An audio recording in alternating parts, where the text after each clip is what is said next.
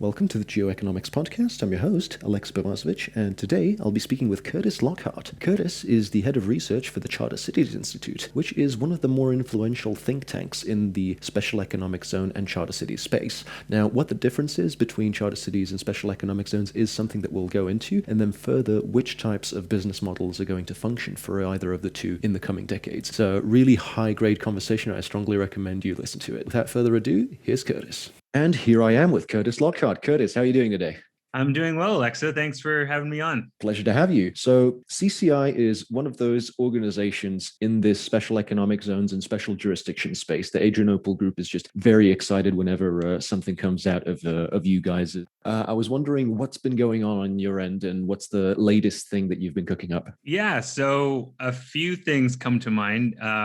The most recent thing that came to mind is we heard really great news about getting a pretty sizable donation from Vitalik Buterin, which was great. So we're all very excited and going out for drinks today with the guys who are here in DC. And so that's going to be fun to celebrate because, it always feels good to be recognized for your work. So that's number one.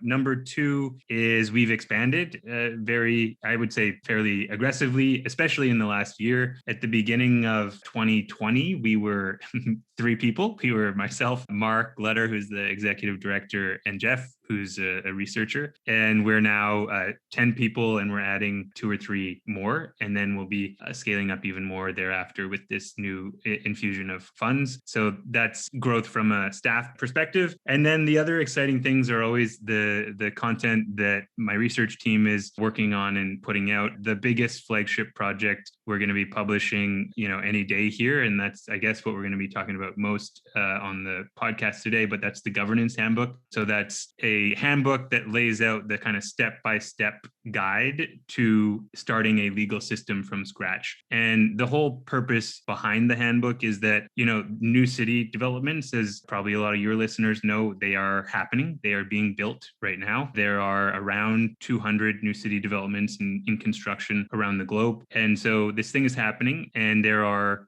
firms dedicated to urban planning for these new cities. There are architecture firms dedicated to the design of these new cities. There are engineering firms dedicated for the construction. And there are even, investment vehicles and financing dedicated to investing in these new cities. But there's no kind of firm dedicated to sketching out a framework to approach the legal framework of these new cities. And so we hope that the governance handbook is a big part in filling that gap. Yeah, the governance aspect of things is just so interesting with special economic zones, for example. We've spoken about how a lot of the advantages are to be found in sort of the logistical and geographic aspects of zones, like which markets you're close to and what type of infrastructure you're able to handle. And then on the other end, you're looking at these new legal systems and particularly new business environments for companies to move into. And I was just wondering, could you tell me more about what the difference is between like new cities developments and SEZs per se? Is it like all fingers are thumbs, but not all thumbs are fingers? Sorry, all thumbs are fingers, but not all fingers are thumbs. Is it that kind of thing? I'd say it's a little deeper. So there are a few key differences, I would say. So a lot of special economic zones are limited in geographic scope, number one. So they'll be, anything from a smaller industrial park to several kilometers squared in size. Charter cities and new city developments we see as much bigger. For example, Shenzhen Special Economic Zone was, I think, over 300 square kilometers in scope. So they are city-sized projects. That's number one. Number two, a lot of special economic zones are focused on a single industry, right? So you have tech zones or you have manufacturing hubs where it's kind of textile factories and such. You have other types of zones, but a lot of times it's a single industry. Whereas charter cities we see as mixed use developments. So not only is there that industrial aspect, but there's also commercial and residential as well. And so it's a fully fledged mixed use kind of city size development, whereas SEZs are not that. And then the other thing is that SEZs, they tend to have an enabling kind of regulatory code that is passed that governs the SEZ. And anytime that SEZ wants to alter those legal codes or in some way sees that it needs to change something because it's just a particular rule isn't working out, it needs to go to the national government in order to change those rules. whereas we want the power to change those rules devolved to the charter city itself. And that means that the city is going to be a lot more flexible to changing circumstances on the ground, because it doesn't need to spend all that time and energy trying to convince national level politicians who sometimes don't want to work with the local level folks. It doesn't have to spend a lot of time convincing them that it needs these changes done and needs them done quick. It can just do it on its own. And so those are, I say, are the main differentiations between charter city, new city developments, and special economic zones. Yeah, for sure. I mean, just thinking about the level of adaptivity and the speed at which new iterations of best practices need to be implemented in cities like this is pretty staggering. I'm wondering what type of organization or what type of company type is even able to implement changes like these, whereas they simultaneously are able to manage sort of legacy infrastructure and things like electricity and municipals and security and all of this stuff. It sounds to me like you're like you have to unify the, say, company culture, as it were, of a traditional government able to provide security and courts and stuff like this, and also of a startup where you're constantly having to iterate new solutions and pivot and figure out what doesn't work. I'm wondering, like, which type of organization is actually able to do this? Is this going to be real estate investment trust style companies with lots of money backing these up, and then headhunting for professional executives, or is it going to be startups whose only job is to manage a single city? Like, how do you see these businesses evolving? Not necessarily the cities themselves, but like the business environment surrounding them. Yeah, I mean, that's a great question. I would say we're pretty agnostic as to, my sense is that there will be several different forms of charter cities that emerge. And I think that's a good thing. I think experimentation with different institutional structures, institutional forms helps you pinpoint what works in certain areas and what doesn't, and then try and scale those up. So the short answer is we're pretty agnostic and open to different types. The main thing that when people think of charter cities is they think of kind of Paul Romer's model of charter cities that he advocated for back in his now famous 2009 TED Talk, where he talked about new cities being formed on greenfield land and them being governed by this foreign guarantor country, like Canada, for instance, coming into a Honduras and governing a particular city-sized parcel of Honduras with Canadian laws. And that's mainly the model that we are trying to distance the charter cities concept from, because we don't think it's that politically feasible, and it has kind of turned a lot of folks, especially in international development, against the ability of charter cities to address some of the main challenges of the 21st century, because of the fact it kind of smacks of neocolonialism and all these other things, right? You have these dudes from Europe or North America coming in and saying, I know best, and implementing these reforms in the global South. So it just kind of rubbed a lot of folks the wrong way. And what we are saying that we think is a more feasible model is scrap this concept of a foreign guarantor and instead approach it as a sort of public-private partnership model between the host country that wants a charter city within its boundaries and an urban developer or private developer. Right. And typically that private developer should be a developer that's from the host country that the charter city wants to be located in, because then they'll obviously have an informational advantage about what the local context is like, the customs, connections, and all that fun stuff that comes with actually living in a place. And so we see this model as a lot more politically feasible. It doesn't have that aspect of neocolonialism that Romer's idea has. And plus, I think it aligns incentives a lot better too, because the urban developer will be incentivized to make investments in the charter city, things like roads, hospitals, schools. It'll be incentivized to make these investments because they raise land values within the charter city. And that's how the urban developer will make its profit, right? So this is the kind of mechanism that aligns incentives such that the developer is going to be interested in the long-term success of the charter city, because with increased economic activity within the city, that's what's going to increase land values. And therefore, that's what the urban developer is going to get behind. So can you tell me more about the governance handbook and specifically the types of decisions that the urban developer undergoes that this handbook is going to inform? I assume that the governance handbook doesn't go into stuff like, here's how to select a port that's going to see a lot of traffic or stuff like that. So what does the book sort of go into?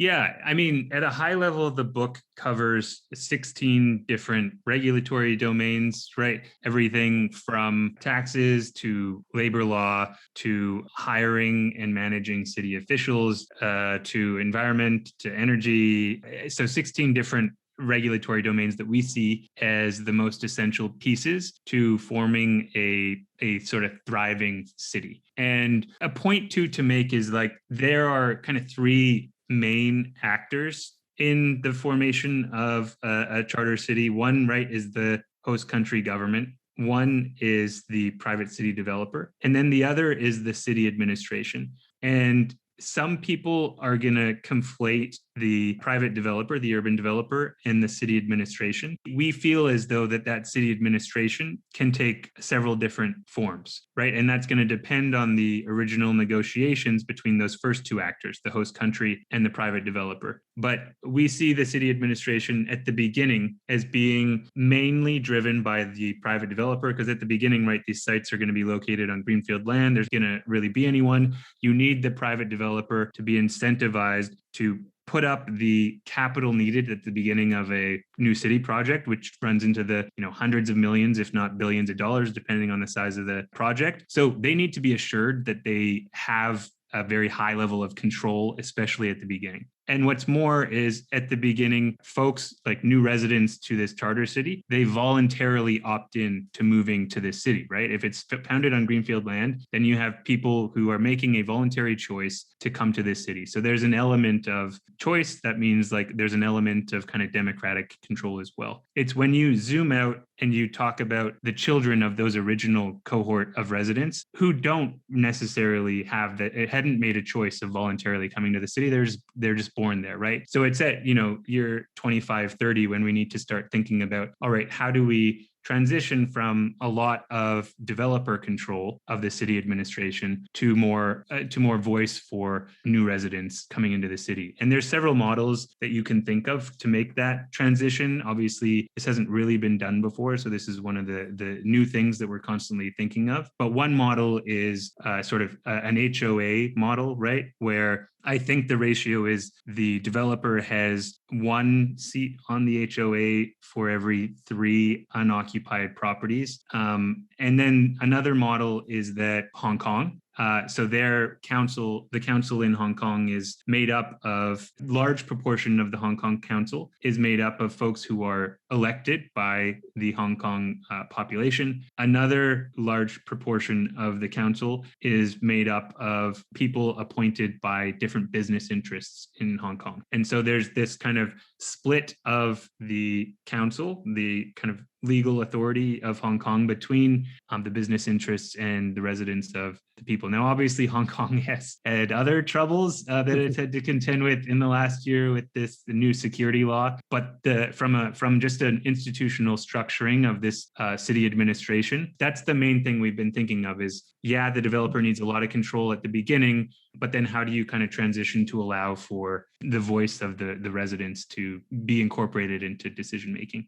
Oh, absolutely. During episode 12, for example, we were speaking with the Metis Institute, who sort of figured out some really good best practices for dispute resolution inside of SEZ specifically. Now, what you spoke about made me think about the BuildOperate Transfer model, where a foreign company would come in and construct, let's say, a container port in a foreign country and operate it for a while just to get all of the best practices in place, and then they would transfer ownership of that to the local government or a local private partnership or something like that. What I'm imagining is that this build-operate transfer system might see a lot of success in the charter city space as well, because more often than not, I assume that a lot of these city developers aren't going to want to handle the everyday functioning of the city. Is that about right? Well, I think so, because like the build, operate, transfer model is definitely, we've written on this model before, and there's a bunch of other acronym soups with like design, build, operate, transfer, and other types of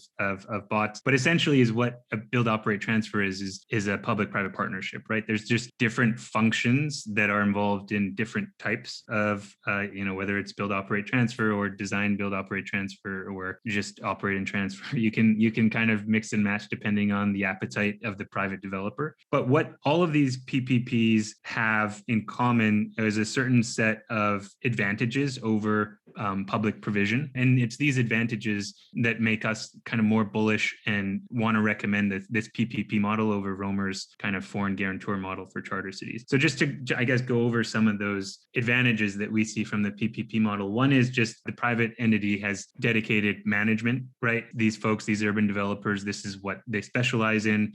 This is what they live and breathe. And so they have some expertise. Another thing is the speed of construction, right? Because they only start making money when residents come in, and they only start making money from increases in the land values. They really want economic activity to get started as quickly as possible. And so there's an incentive to speed construction up. The public sector doesn't have that same speed concern, as we kind of know a lot of the time. Another thing is bundling, right? You talked about BuildOperate Transfer. There's others. You can bundle a lot of both the kind of preparatory pre-planning, like the design, feasibility studies, all that stuff, as well as the building, the operating, and the maintaining. You can kind of encapsulate the whole life cycle of these developments and bundle them, and thereby save some money rather than having an individual bureaucratic agency dedicated to each of those separate things is a really inefficient way to go about things, especially because, at the design phase, if they're separate, the designers might not be thinking about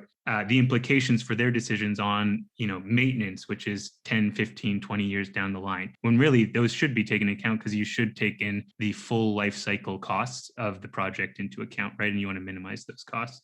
So that's another. Another is just with PPPs, you tend to not have to create a whole separate bureaucratic entity to deal with this project, which, is very important in a lot of countries of the developing world where state capacity and administrative capacity is low. And then PPPs also are just able to mobilize private financing, right? A lot of, especially cities in particular parts of the developing world, I'm thinking like cities in sub-Saharan Africa, they are not investment grade. A lot of them are even forbidden from issuing things like municipal bonds and local debt. And so there's very low appetite from the private sector to come in when it's just, the local government trying to provide a road. If a private sector can enter into a sort of PPP with, the national or state level government, they'll typically be more incentivized to do so. And then PPPs just tend to be better at maintenance over the long run. Governments especially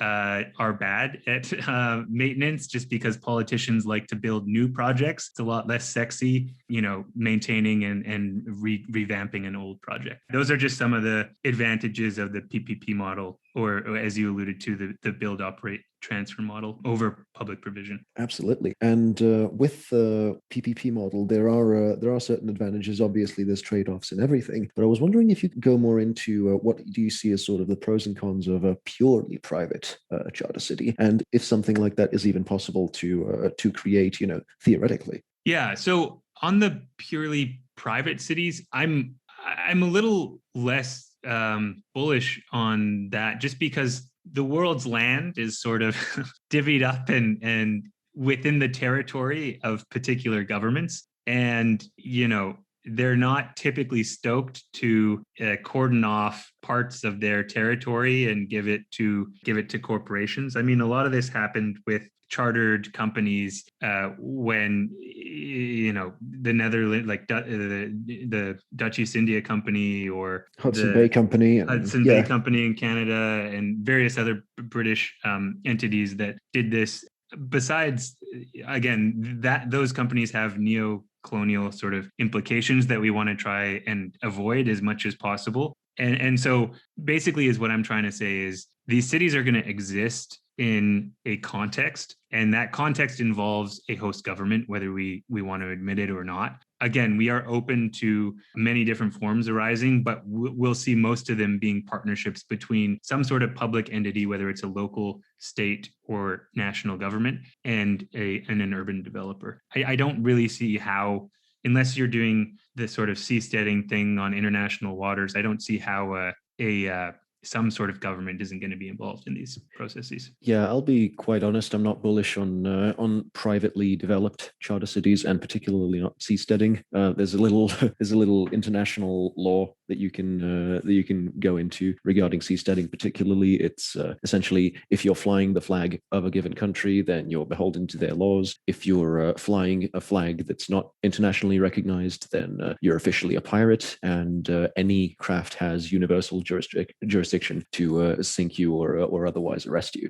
For which reason, I'm not particularly bullish on seasteading, particularly. Yeah. While we're on the subject of being not bullish on things, what would you say are the major hurdles that public-private partnership charter cities need to get over before they can become sort of the economic powerhouses that you and I see them as potentially becoming? Yeah, this is a great question. There's a few kind of critiques of charter cities that come to mind. I would say the best critique that I've read is around kind of them becoming these enclaves for the rich, right? Kind of exacerbating inequality and things like that. Just because a lot of the new city developments I alluded to, right, being built around the world, there's something like 200 of them. A lot of them are kind of oriented towards more high income or remote workers. And so that's been something that we've been thinking about. And Sarah Moser from McGill University, she's, I think, a geographer there. She's written some really good stuff on this about new cities and them becoming sort of enclaves. I would kind of say that us at the Charter Cities Institute see this can be kind of, there can be two separate models for charter cities and who they seek to attract. And we're seeing this right with Prospera has gotten a lot of attention in this space recently. And Prospera would be one of these types of charter cities that are looking to attract more high income folks that are interested in things like remote work, right? They want to be nimble. They want a low tax jurisdiction that's in a nice tropical island, and they go there and sort of do the digital nomad thing and work, and it's great. That's fine. That's all fine and good. They get to experiment with some institutions and laws, but it's not really pushing the needle on global poverty much, right? So because our mission here at CCI is to lift tens of millions of people out of poverty through charter cities and through building the ecosystem for charter cities, we really care that these don't become enclaves for the rich, and so we kind of focus on this other model that's not like Prospera, looking at remote works and workers and high income people, but really looking at pushing down the price point on every margin we can, such that we can attract low income residents to these zones. Now, does that mean that at the beginning of any charter city development, they won't, necessarily have to sort of attract higher income folks and then work their way down? I don't know. I'm thinking it might be sort of like a Tesla model, right? Where they started with the Model S and then moved to the Model X. And then after those iterations release their mass market car that's much cheaper and affordable to more middle-class folks. So yeah, these things are yet to be determined, but that's the critique we're trying to think about most, just because us at CCR, we are focused on global poverty alleviation. And this has been a good critique by Sarah Moser and others. So it sounds to me like we're still on the very, very far left side of the adoption curve with regard to charter cities. And as you mentioned, I was going to give a different example. I was going to give the the old Motorola's that were the size of bricks, and they'd cost like $10,000 in the 90s. And if you had one, you were a Wall Street millionaire or something like that. With the shoulder strap, yeah, they had. Carrying them on a sling. One of the things that I guess is necessary is for these new and innovative products, they first need to be sort of gimmick for the wealthy in order to hammer out the sort of basic value delivery that they're trying to go for. And with that in mind, I'm thinking about how long this adoption curve for charter cities as a project might last. So what do you think? Is this something that's 100 years away, or how fast is this curve going to develop? Yeah, so I mean, this is an interesting point, and your point on the Motorola, the brick phones being adopted by the rich first, and then sort of trickling down to. And now everybody has an iPhone. I mean, and now everyone has. It's kind of indispensable. Yeah, but I think the point that's good is around the time frame. Exactly, you asked about how long it's going to take for the adoption of, especially charter cities oriented towards global poverty alleviation, so for low income folks. This is one of the things that we think a lot about at CCI, just because the investment required by the early investors in charter cities like the private developer runs in the span of hundreds of millions, if not billions of dollars. And so they need to be de-risking on every margin that they can possibly conceive of. And so the shorter that the feedback loops from these different projects, the shorter we can get those feedback loops so that these different projects are all learning from each other and sharing the lessons of both successes and failures that they encounter, the better. And this will also then shorten obviously the adoption and I think the success of charter cities too. That's one point, is on the importance of feedback loops. And this is why, in addition to global poverty alleviation, one of the goals of charter cities is to build the ecosystem, right? And a big function of this ecosystem is that we're getting different stakeholders, whether they be, a Prospera, or some of our projects. One in Honduras is Ciudad Morazan. Others, we have a couple in Nigeria, one in Zambia. And we have, monthly or quarterly events where the different developers and different projects kind of share with each other, chat with each other on what's worked and what hasn't. And we hope through an ecosystem building like this, that these feedback loops are short, such that you don't have to wait a century, like you said, for these things to take off successfully. Absolutely, and I think that the spillover effects of charter cities that take risks and figure out what the most notable value add is that they can create will generate sort of an exponential curve in how fast something like this gets adopted. Even now, there's SEZs just being almost universally developed throughout most countries. And you were about to say something?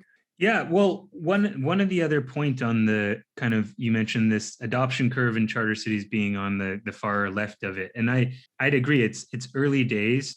One of the things that's interesting, and this comes back to the critique on them becoming enclaves for the rich. Things typically, as you mentioned, with the brick phone, sort of start out oriented toward the rich and then scale up from there. Tesla, as I said, did the same thing. I see this is why I think it's good to sort of segment charter cities into two different models. One, kind of the Prospera route, where they're oriented towards remote work and such, and then others oriented towards more kind of low income and global poverty, hopefully focused on manufacturing. Because there is a sort of status effect to the adoption of new ways of doing things, to technology. Some have called it, the Oprah effect. It's why they get Tiger Woods and other athletes to sign on for products and things like that. Because when you get, wealthier, more successful, or high status individuals signing off or thinking an idea is cool, obviously it picks up. And so that's one of the, I guess, benefits I see to just pursuing both models. Is I think it will likely speed up this kind of timeline that it takes to adopt. Yeah, and so I think that's a point worth making. So I guess we've strayed just a bit from the subject of the book, which is the governance aspect of things. We've gone a bit more into the meta economics and the marketing of particularly the idea of charter cities rather than the marketing of any individual charter city. So sort of back to the subject of governance in these charter cities. Do you imagine them functioning in a similar way to the governments that we all know? I hesitate to say love, but I guess the standard liberal democracy that we've all come to expect of the modern world, or do you think it's going to be experimenting with communal ownership or different aspects of governance? Well, I think this comes back to there are going to be different models that pop up. And this comes back to the point of investors wanting to de-risk on every margin possible, right? If they're spending this much in investment, they want to choose typically models that have been tried before. And this is, I think, important. And so I tend to think the early stage charter cities will be less, what should we say, experimental than, latter waves, because of this very issue. And I think that's fine. So yeah, I don't think we're going to see, like Seasteading take off anytime soon, above and beyond just, the pirate point that you made, which I liked. I just see it as not very feasible. Like it just, right, it costs more money to build a city on water than it does to build a city on land. And so, I tend to think they'll be a little more in the box at the beginning. And then after the beginning, the proof of concept has happened with this first wave, then they can get a little more experimental in latter waves. Awesome. I think that people who listen to the podcast are going to be extremely interested in sort of the nuts and bolts that the book explains. Obviously, there's a lot of zoomed out and strategic overview stuff going on in the book. And thank you again, Kurtis, for sending me the early draft to go through. Could you just zoom in a bit more on sort of the aspects that you'd focused on, particularly in the book, with regard to say land registration and the stuff that you'd focused on? Yeah, so this is a great question, and there's a few things around land that we see as really important, and one of them is just the type of tenure, right? So we advocate for a sort of, well, first of all, there's zoom out. There's mainly two types of tenure that are feasible in this instance, and it's freehold tenure, which is just that gives the holder of the land perpetual private ownership of the land in question, right? So that's freehold. And then there's leasehold tenure, which would entail the charter city administration to just issue use rights over the land in the city to residents or to firms for a particular period of time. But the city administration would still retain ultimate ownership over the land. So that's leasing out land, right? And so when it comes to land, the handbook recommends this second leasehold tenure option, and it recommends it for a few different reasons. One is that even though the city developer leases out the land, it still owns the land at the end of the lease. Which allows the developer to capture the appreciation in the land values over time. A second reason is because the city developer profits from this rise in land values. They're more incentivized to make the needed investments in public infrastructure and these other services so that they can attract more businesses, more residents, and more economic activity, which then increases land values again. So it's that incentive mechanism that I talked about earlier. The third reason we like leasehold is that it permits the developer a little more flexibility to keep control over particular parcels of land that they consider strategic for future urban development, right? For things like after your population reaches a certain threshold, you want to build a metro or some sort of public transport infrastructure, and you need to keep control of particular parcels of land in order to do that. Leasehold makes it relatively easier to go about that business. And another reason, the fourth reason, is leasing out the land to the highest bidder. Essentially, it ensures that you get regular future streams of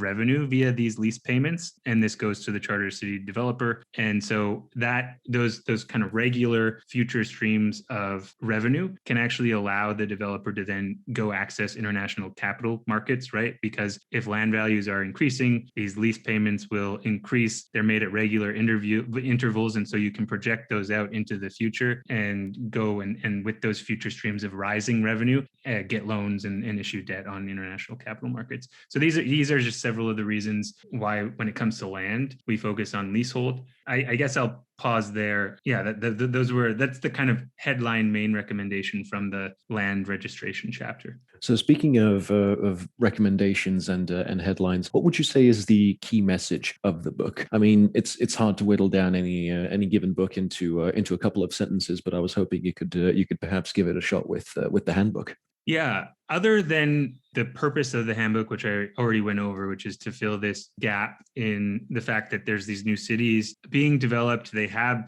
urban plans, they have architecture engineering plans, they have, private equity and investment vehicles dedicated to them, but they lack this legal aspect. So that's the headline purpose for the book. But when it comes to a headline, I guess, point of the book, a big critique of writing a book like this, and I know people who don't read it are going to say this, so I'm going to say it again here, so I can say I told you so. A big critique is going to be, how can you write such a book? Every location is context specific, so one thing that works in one place is not going to work in the other. I get really kind of frustrated when people say this, because obviously that is true. Obviously. That does not mean that we cannot learn lessons from the past. That does not mean we can't go look at China's great success or another place's great failure and say, what happened here? what went right, what went wrong, and how could we make this better, and come up with a general framework and some high-level recommendations based on that. So I think using context specificity as an excuse for inaction is bad. And this governance handbook definitely, we admit context specificity is pretty obvious. Everywhere is different, but there's no reason not to write a high level framework like this. So that's number one. And then number two, I think the high level message of the handbook is that you need to have a high level of local adaptability, right? You need to be able to be nimble and change on the ground. This is the first iteration of this handbook. We will be incorporating lessons, as we said, right? Tightening the feedback loop. We will be updating this handbook as we get more knowledge about different models that work and don't work. Further versions will come out, but not everything we recommend is going to work in every place. And so we say that these charter cities need to be nimble and adaptable. And if something's not working, you need to change it as quickly as you can. And I think this comes back to sort of what was the quote by Deng Xiaoping as he was engaging on China's opening up, right? China opened up in 1978, started kind of with 4 special economic zones, Shenzhen being one of them, there being 3 others. And then those were so successful that they then kind of scaled up this liberalization to many other cities incrementally over time. And here we have China today lifted 850 million people out of poverty in the span of 40 years. So the greatest humanitarian miracle of our time. And his kind of whole shtick, his high-level spiel was, we will cross the river by feeling the stones, meaning that we don't know everything ex ante, right? And so we need to be diligent, and we need to be keep our eyes open as to things that aren't working and things that are. Replicate the stuff that is, which is what China did, and discontinue the stuff that doesn't. And I think those, if I could summarize the message of the handbook into a few nutshells, or a few kernels, those would be them. Cross the river by feeling the stones. I think that's an excellent bombshell to wrap on today. If people want to read more about your ideas, or perhaps connect with you, and when the book comes out, find the book as well, what are some places that they can find yourself, Kurtis, as well as CCI? Yeah, so they can follow CCI on various social media channels. On Twitter is at cci.dot city, CITY. We're on Facebook, Charter Cities Institute, LinkedIn, all the others. Feel free to email me. It's Kurtis with a K at cci.city. And then we'll be releasing the handbook on all of our social media channels when publication goes out here in the next couple of weeks. So happy to hear people's thoughts, comments, feedback, and we look forward to the launch as well. Awesome. Kurtis, I want to thank you for coming onto the podcast today. It was a pleasure.